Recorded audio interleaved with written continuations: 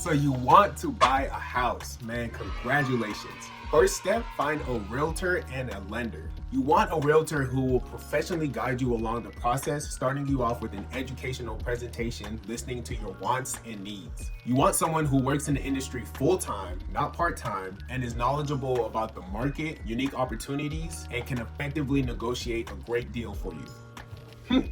Kind of like me. Next, most people borrow a majority of the funds used to purchase a home. Lenders come in all shapes and sizes, so the type of lender you choose actually depends on you. If you bank with the credit union, you've already established a relationship with the lender that typically has lower interest rates than other institutions. If you don't want to put any money down to buy your home, you could utilize a $0 down payment program or a VA loan if you qualify as a veteran.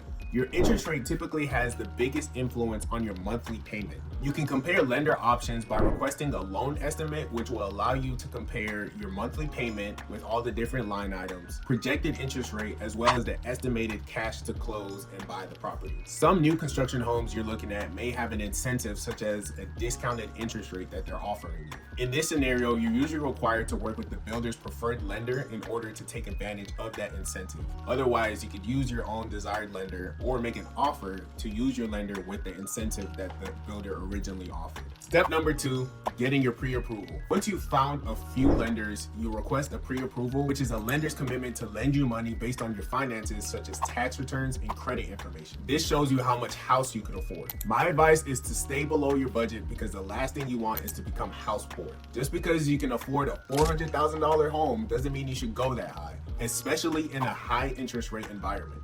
Always keep in mind your monthly payment as well as other expenses such as utilities, insurance, and taxes, not just the price of the home. A good guideline is to keep your housing expense no more than 28% of your monthly gross income and your total debt no more than 36% of your total monthly gross income.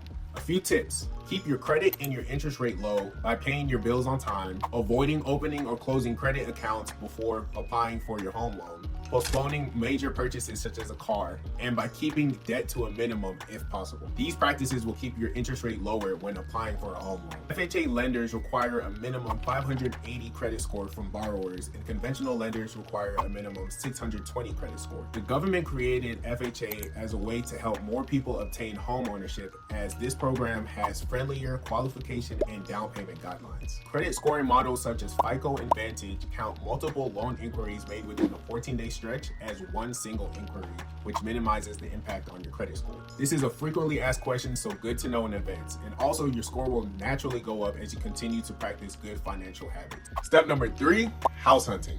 Everybody loves shopping. This process can feel a bit daunting at times because you may not know where to start, but let me break it down for you. First, ask yourself why you even want a home. Does it make sense financially? Do you need to upsize or downsize? Once you're sure buying a home is the right step, consider what your priorities are. Location is always key. How close do you need to be to work, to family and friends, grocery stores, entertainment, etc.?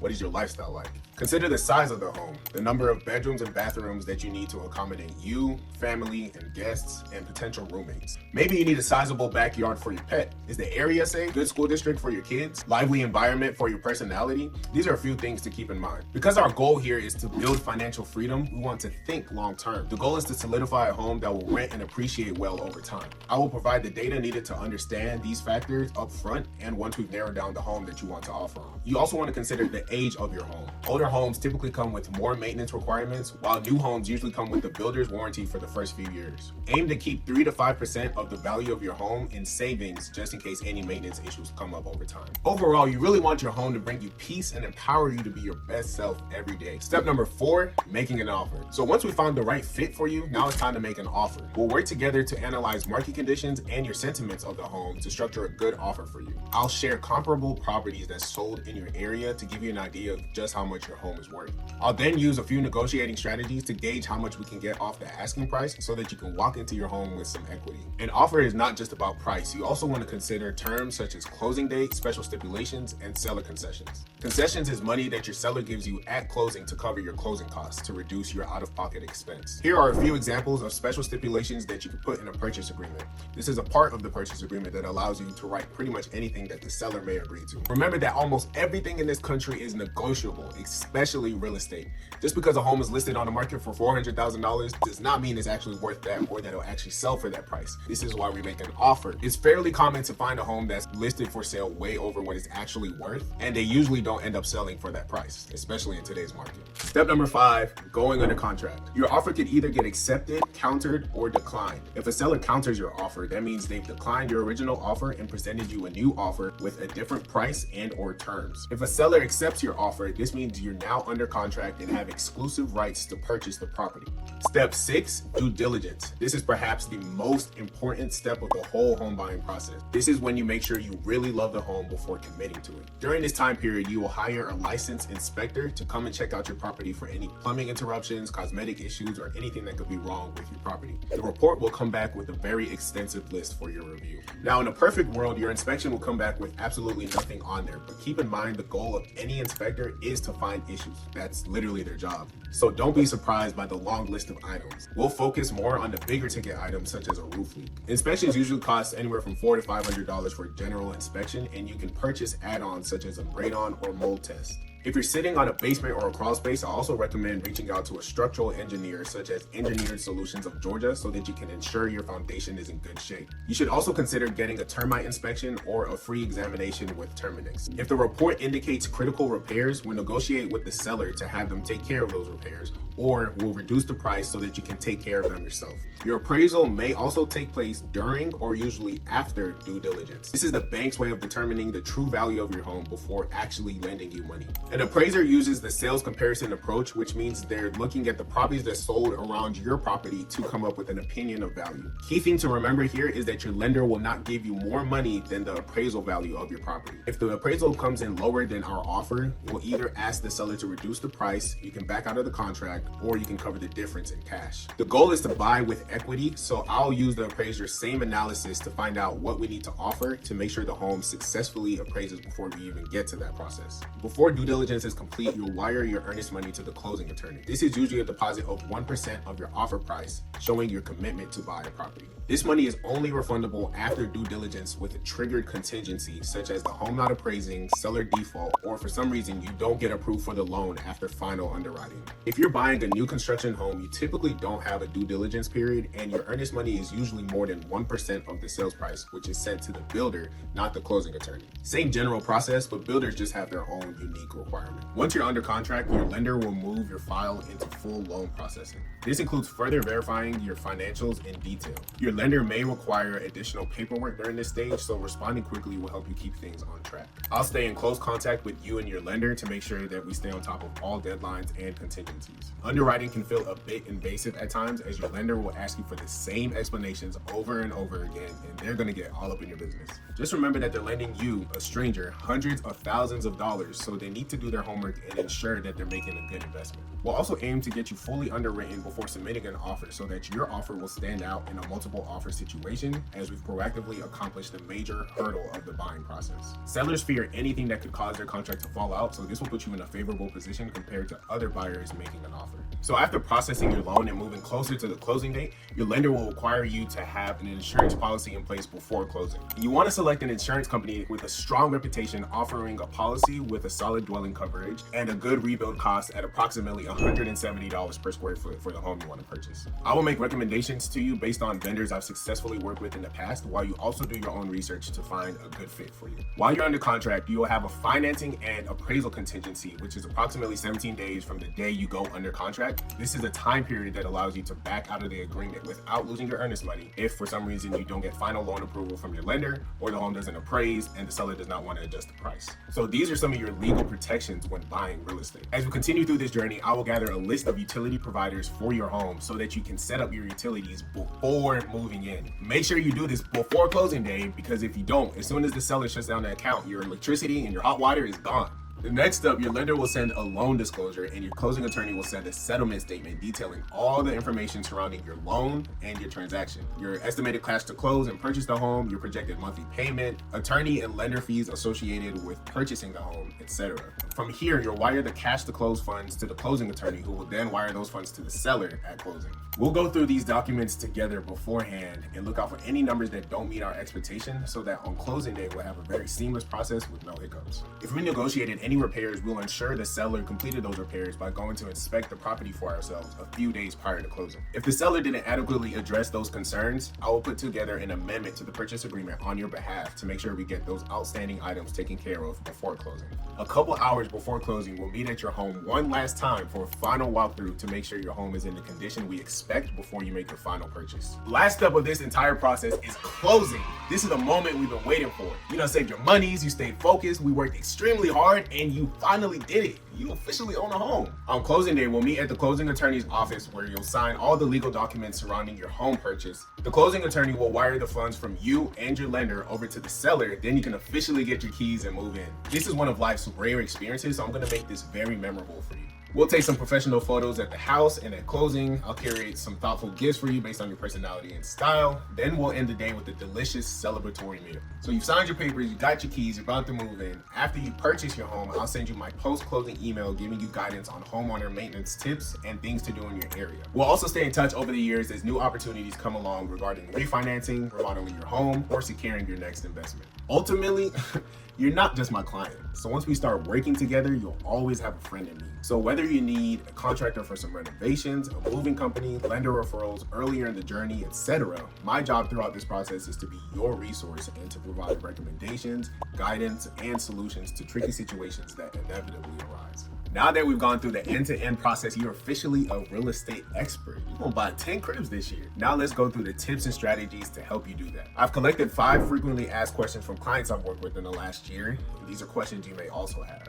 Most common question, how much money do I need to buy a home? For a starter home, $300,000 to $400,000, you could get away with literally as little as $1,000 to cover everything. I have lenders in my network who have $0 down payment programs that let you put down as little as $500 minimum as a down payment, and these also usually come with an $8,000 grant from the lender. Next question is, how long does the process take? Buying a home usually can take anywhere from 2 to 3 months, about 1 month learning new areas and touring new homes, and then another month from going under contract to then closing on the home. And of course, this will vary based on how much inventory is available for the type of home that you're looking for. Where should I invest and buy a home? This is totally up to you. My best advice is to assess an area based on your lifestyle, comfortability, the safety of the area, appreciation potential, and your overall sentiments of that area. This will help you buy in an area that creates a good long-term investment for you. I'm personally a big fan of this area on the map. You can get a good bang for your buck, plus close proximity to the city. There are also a lot of upcoming developments in this area showing signs of growth fueled by investments from the city and institutional investors. You got the Southwest Beltline over here, Lee and White, a mixed-use development with entertainment, restaurants, and the arts, new redevelopment plans for the West End Mall, a new pickleball facility, the Murphy Crossing development, and more. So as you can see, there's a lot going on here in this area. Depending on the area you're looking, new construction can serve as a great investment as well. Builders have relationships with banks, which allows them to offer huge incentives such as a 3.99% fixed interest rate or $40,000 flex cash for you to use how you want. I like this strategy a lot because those incentives help you establish a lower monthly mortgage payment, which increase your chances to cash flow should you decide to move out and rent out your property. Here are the remaining frequently asked questions, so feel free to pause and read through these as well. Here's how to avoid feeling broke after closing day. Remember, after paying your down payment and closing costs, you will now have the responsibility of a monthly mortgage. You really want to make sure you don't stretch yourself too thin, either with your cash to close or with the monthly mortgage payment to your lender. Financial experts suggest keeping your total accommodation expense lower than 28% of your monthly gross income. It's also a great idea to keep at least $10,000 to $20,000 saved up for maintenance items that will naturally come up over time in your home, especially if this is your first home and or if it's an older home. Make sure you budget not only for your mortgage payment, but also for utilities and HOA if applicable. Your monthly payment to your lender usually only encompasses principal, interest, taxes, insurance, or PITI, and then your HOA and utilities are paid separate. The next tip here is that you can buy a home with as little as $500 out of pocket. This is why I personally would never wait till I had a 20% down payment saved up before purchasing a home. Because there are higher yielding investment opportunities, I rather use as little money as possible on a home down payment, then use that remaining money on a higher yielding investment opportunity like the stock market, where I could get returns at least double the interest rate on a home loan. Now, I'm not a financial advisor, so you really need to assess your individual situation and do what makes sense for you. All I know is that my money needs to work for me, so I send my money wherever it's most productive. Shout out to my finance professor, Dr. Pro, for that lesson. This is all about the opportunity cost of money. This T-chart shows that investing an extra $12,000 in your home at an interest rate of 6.5% would save you $9,784 over 5 years. Whereas if you put that same $12,000 in a conservative stock investment like an ETF, that would profit you approximately $13,000 over the next 5 years based on historical returns at 15.84%.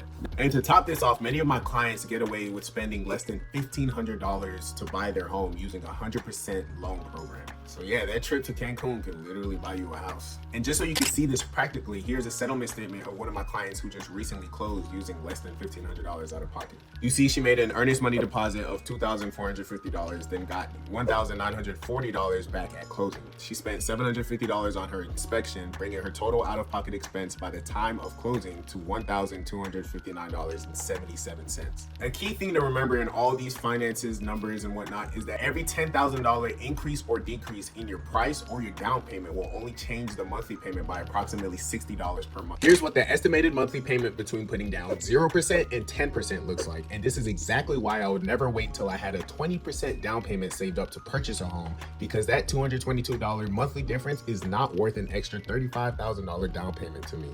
So the next tip is that you can become a real estate investor on day one by utilizing one of my favorite strategies, house hacking. You buy a property and live in one part of the house while renting out other rooms or units, significantly decreasing your mortgage with the rental income. This could mean renting out the basement, extra bedrooms, or separate units in a multifamily like a duplex or triplex. This is a genius way for first-time home buyers to start building equity, lower their housing costs, and start investing all at the same time. As an example, I have a friend who bought a home in Atlanta, lived in the primary bedroom, and then rented out the other rooms to friends at $575 per room, effectively covering 75% of his mortgage. This is a win-win for everyone because anyone would jump at that rent price in a major city. Next tip, you need a budget. If you're serious about buying a home, you need to plan and prepare for this process by making sure that your finances are in order. Here is a tool I utilize that lets you categorize your expenses and income so that you know where every penny goes. Even if you're not buying a home, this will help you stay more in control of your finances and live more freely. The YNAB app is $109 per year or $14.99 per month, and there are also various free tools that you can